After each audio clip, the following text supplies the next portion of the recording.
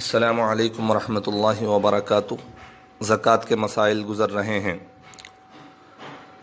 کوئی چیز ہم نے خریدی ہے، قیمت خرید ایک ہوتی ہے، قیمت فروخت ایک ہوتی ہے۔ اس کی مثال میں اس طرح دوں، اگر آپ نے ایک پلاٹ خریدا ہے 5 لاکھ روپے میں، اب موجودہ مارکیٹ ویلو اس کی 10 لاکھ روپے ہو گئی، تو 10 لاکھ روپے کی آپ کو زکوٰۃ ادا کرنا پڑے گا، اس لیے کہ آپ کا جو مال 10 لاکھ کا ہو گیا۔ اسی طرح دکانات میں اور کہیں چیز بیچنے والی آپ کی رکھی ہوئی ہے، مارکیٹ ویلو اس کی جو ہے اس سے آپ کو زکوٰۃ ادا کرنا پڑے گا۔ سونے چاندی میں بھی آپ قیمت فروخت جو ہوگی اسی کو آپ مد نظر رکھتے ہوئے زکوٰۃ ادا کریں گے۔ مثلا نیا سونا 45,000 روپے مل رہا ہو اور پرانا سونا جو آپ کے پاس موجود رکھا ہوا وہ بکے گا 40,000 روپے میں، تو 40,000 روپے کی ویلو لیں گے آپ۔ اب زمین میں معاملہ یہ ہے کہ 5 لاکھ کی زمین اب 10 لاکھ میں بک رہی ہے، تو اب جو قیمت میں بک رہی ہے اس کو ویلو مراد لیں گے، اس کا ویلو مراد لیں گے، ذہن میں رکھیں آپ۔ اسی طرح زکوٰۃ ساس صاحبہ کو اور اپنے خسر صاحب کو دے سکتے ہیں، اور اسی طرح ساس اور خسر اپنے داماد کو بھی زکوٰۃ دے سکتے ہیں اگر وہ مستحق ہوں، اگر ساس اور خسر مستحق ہوں تو۔ اسی طرح زکوٰۃ اپنے نوکر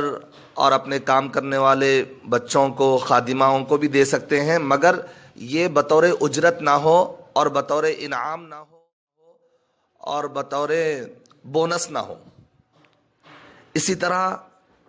زکوٰۃ کے کپڑے بہت سارے لوگ ایک دم ڈھگار یا پھر بہت سارے کپڑے اٹھا کر لاتے ہیں اور وہ بانٹتے ہیں زکوٰۃ کے کپڑے، لیکن عام طور پر وہ کپڑے قابل استعمال نہیں رہتے، لوگ پہننا نہیں چاہتے، اس لیے یہ طریقہ بہتر نہیں ہے، آپ رقم دے دیں۔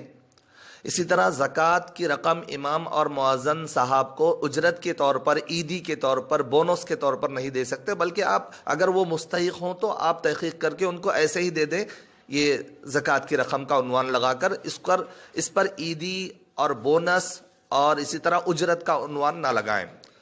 ایک بات ذہن میں رکھیں، زکوٰۃ کی رقم ایڈوانس بھی ادا کی جا سکتی ہے۔ مثلا ابھی آپ کے پاس مال آیا، آ کر 4 مہینے گزرے،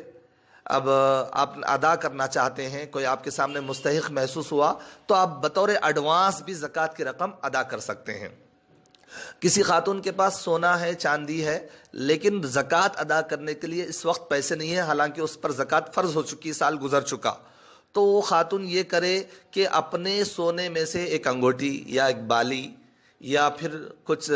7 پیس میں سے ایک پیس کچھ نکال کر، کچھ بیچ کر ضرور زکوٰۃ ادا کرے۔ مثلا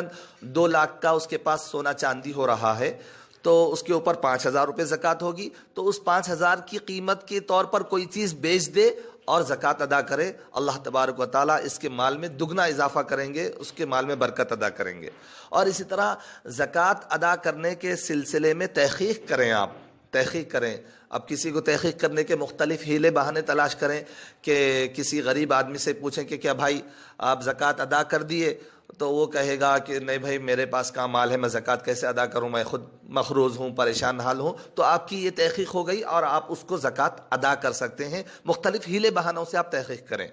اور ایک بات ذہن میں رکھیں، زکوٰۃ جو ادا کرنے کی تاریخ ہے وہ قمری تاریخ ہے، نہ کہ شمسی تاریخ، یعنی عرف عام میں چاند کی تاریخ سے آپ زکوٰۃ ادا کریں، اور اسی طرح سرکاری تاریخ سے زکوٰۃ ادا نہ کریں۔ مثلا کسی کی شادی 10 فروری کو ہوئی تو وہ 10 فروری کو مراد نہ لے، بلکہ قمری تاریخ، چاند کی تاریخ جو ہے اس تاریخ کو مراد لے، اس تاریخ سے زکوٰۃ ادا کرے، اس لیے کہ اسلامی تمام احکام چاند کی تاریخ پر منحصر ہیں۔ چاند دیکھ کر ہم روزہ شروع کرتے ہیں، چاند دیکھ کر ہم عید کرتے ہیں، چاند دیکھ کر ہم ذی الحجہ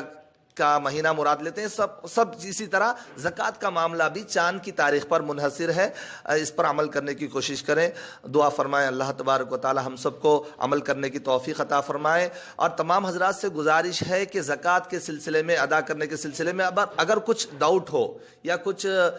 ہم شک و شبہ میں مبتلا ہوں تو ضرور اپنے قریبی علماء کرام، مفتیان کرام سے رجوع ہو کر اس مسئلے کو تحقیق کرتے ہوئے زکوٰۃ ادا کرنے کا اہتمام کریں، اس لیے کہ اسلام کا یہ ایسا فریضہ ہے، سال میں ایک مرتبہ فرض ہے، اس لیے اس سلسلے میں پوری تحقیق کر کے زکوٰۃ ادا کرنے کا اہتمام کریں۔ اللہ مجھے اور آپ کو، ہم سب کو کہنے سننے سے زیادہ عمل کی توفیق عطا فرمائے۔ السلام علیکم ورحمۃ اللہ وبرکاتہ۔